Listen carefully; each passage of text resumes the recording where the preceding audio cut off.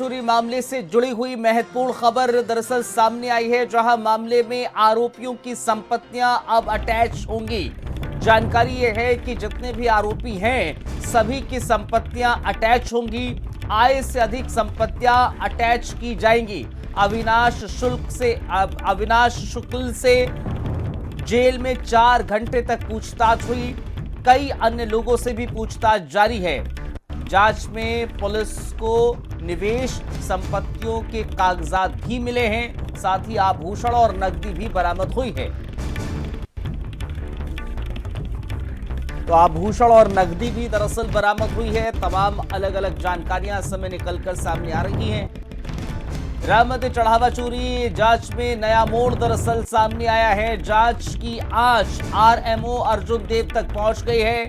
1600 CCTV कैमरों की निगरानी पर अब सवाल उठ गए हैं। दरअसल चढ़ावा गिनती की मॉनिटरिंग व्यवस्था जांच के घेरे में है। लंबे समय से अयोध्या में तैनाती पर भी बवाल है। तकरीबन 17 साल से अयोध्या में ही अर्जुन देव तैनात था। बार बार तबादला रोकने के दावों की भी जांच जारी है। माना जाता है कि चंपत राय के बेहद करीबी था अर्जुन देव, और यही कारण है कि बार बार तबादला इसका रोका जाता रहा। 17 सालों तक अयोध्या में ही इसकी पोस्टिंग रही थी और अब जाकर इसको दरअसल गोरखपुर में ट्रांसफर किया गया है। बहरहाल बड़ी और महत्वपूर्ण जानकारी हम आपको देते चले। जांच की आंच अब आरएमओ तक पहुंच गई है। ये वो शख्स है अर्जुन देव जो 1600 जो सीसीटीवीज हैं उनकी निगरानी किया करता था, और आखिर निगरानी के दौरान ऐसी चोरी कैसे हो गई, चढ़ावा चोरी कैसे हो गई। 1600 जो सीसीटीवीज थी उसकी निगरानी अर्जुन देव करता था और बावजूद उसके चढ़ावा चोरी कांड हो गया। करोड़ों की चोरी हो गई, चपत लग गई, और यही कारण है कि अब सीबीआई अब जो जांच है वो अर्जुन देव तक पहुंच गई। एक और अहम जानकारी आपको देते चले। राम मंदिर दान विवाद पर ट्रस्ट कोषाध्यक्ष की चुप्पी बड़े सवाल उठा रही है। सवाल पर स्वामी गोविंद गिरी ने जवाब ही नहीं दिया है। उज्जैन में समारोह में स्वामी गोविंद गिरी पहुंचे थे। दरअसल एमपी में कैमरे के सामने चुप रहने का इशारा किया, बिना प्रतिक्रिया दिए कार्यक्रम से रवाना हो गए। समाजवादी पार्टी के लोगों ने हमेशा सनातन संस्कृति का अपमान किया है। अयोध्या में कार सेवकों पर गोली इन्हीं लोगों ने चलाया था। आज ये छद्म भेष धर के तरह तरह के अनर्गल प्रलाप कर रहे हैं। जनता इन्हें कभी स्वीकार नहीं करेगी। ये सब गुंडई और अराजकता को प्रमोट करने वाले लोग हैं, और हर तरह से अयोध्या के मामले में निष्पक्ष जांच होगी और कानून के तहत कार्रवाई। सर, मुख्यमंत्री जी ये भी कह रहे हैं कि अयोध्या का कानून के को देखकर हाँ, उन लोगों को पसंद आया। कानून के तहत कार्रवाई होगी। अयोध्या हमारे विकास के एजेंडे में नंबर 1 पर है।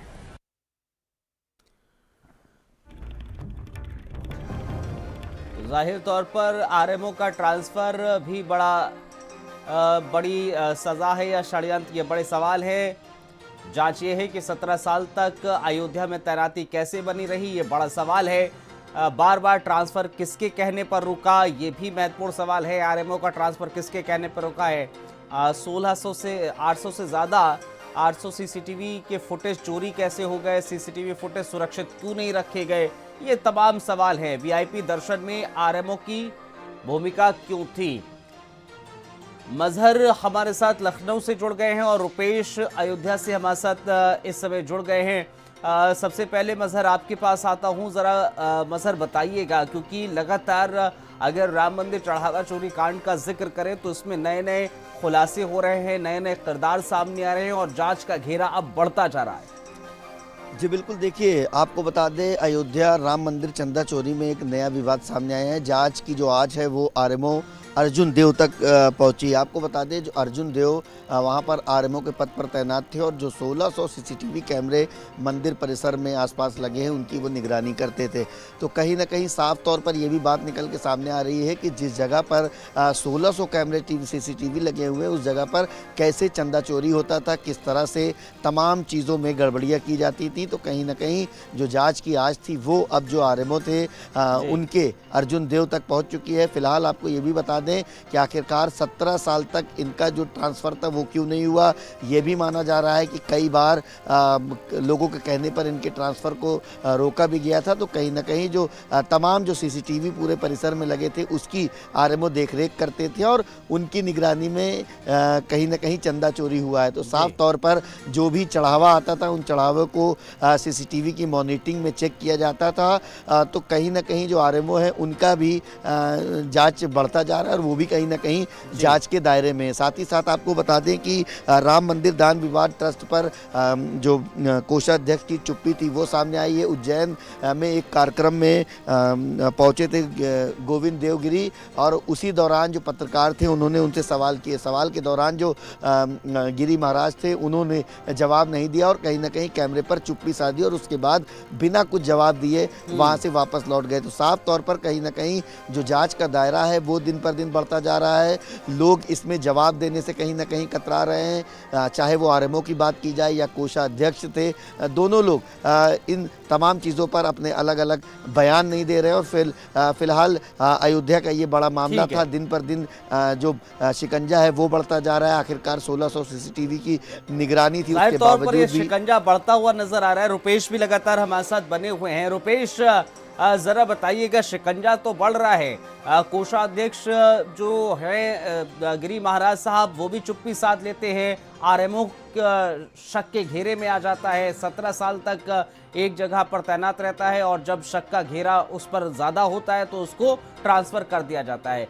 क्या इस समय अयोध्या के भीतर नजर आ रहा है सियासी हलकों में और जांच का दायरा कैसे आगे बढ़ता हुआ नजर आ रहा है? देखिए, जिस तरह बात की जाए तो 8वां आरोपी इस समय जेल में है, जिला कारागार में है।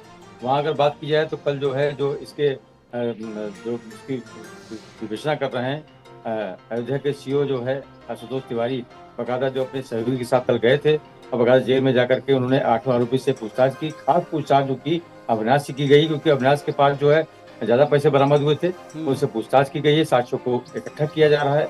और उसके बाद अगर देखा जाए तो जो 8 आरोपी हैं उनके जो है घरों पर भी दबिश पड़ रही है। अगर देखा जाए रेड डाल रही पुलिस, पूछताछ कर रही है, साक्ष्य इकट्ठा कर रही है, लोगों से ये पता कर रही है कि इनके पास जो है संपत्ति क्या है, इनके पास अचल क्या है। अगर देखा जाए तो जो इनके पास काम कर रहे थे तब कैसे थे, अब कितनी उन्होंने क्या क्या चीज बना रखा है, तो उसको भी साक्ष्य इकट्ठा कर रही है। अगर देखा जाए तो यहाँ तक की बात की जाए जो ट्रस्ट के लोग हैं, जो यहाँ पर जो जुड़े हुए लोग हैं, उनसे भी उन्होंने भी अभी दावा किया है कि जो बातें थी वो सामने निकल के आ रही है। बैठक में क्लियर हो जाएगा कि क्या सही है क्या गलत है। लेकिन जिस तरह देखा जाए तो चंपत राय ने ये सूत्रों से पता लगा कि चंपत राय ने जो है चंपत राय को पता था पूरे मैटर को। उसके बाद जो है किसी के फोन आने के बाद जो मतलब अगर बात की जाए थाने में गए थे वो मुकदमा दर्ज कराने के लिए, और उसके बाद जो है किसी का फोन आया, उसके बाद वो लौट आया।